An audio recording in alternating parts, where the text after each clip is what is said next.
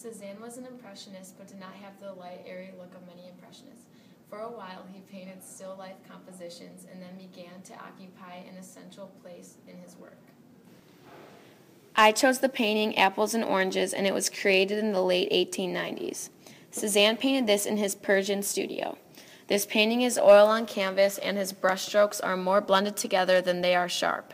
The main objects of this painting are arranged roughly in a triangle or pyramid, with its base resting on a horizontal line just below the midpoint.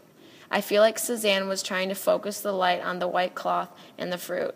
I like this painting because of its colors, and I think that it shows beauty, but I do not think it relates anything from my own life.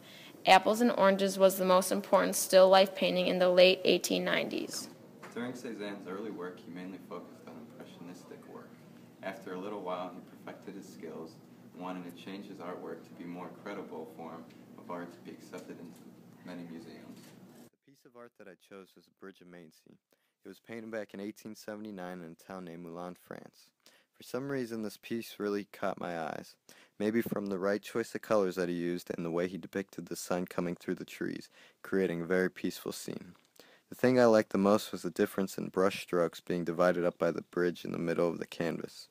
If you look from the bottom of the painting, the water and bridge almost look as if they were taken from a picture, but once you look above the bridge, it turns into a jungle of never-ending trees. Paul Cézanne was a French artist and post-impressionist painter whose work laid the foundations of the transition from the 19th century to the 20th century. Cézanne's work demonstrates a mastery of design, color, tone, composition, and draftsmanship. He used planes of color and small brushstrokes that build up to form complex fields. The paintings convey Cézanne's intense study of his subjects, a searching gaze, and a dogged struggle to deal with the complexity of human visual perception.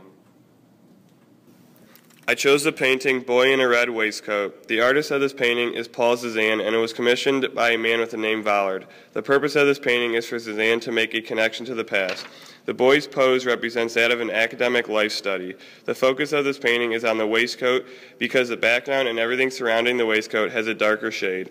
However, the color Cézanne used for human flesh is very interesting. He uses a slight green shade on the hands and face, and the crazy background with angles and arcs is hard to distinguish at first, but it appears to be a chair and drapes. I like this piece because Cézanne uses very unique styles and colors to create this painting and its mood.